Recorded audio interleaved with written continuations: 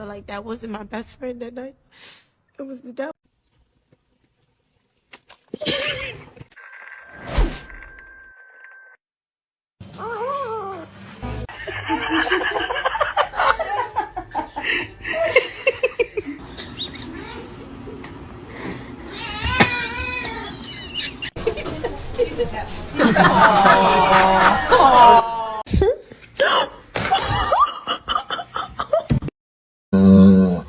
Kaydı.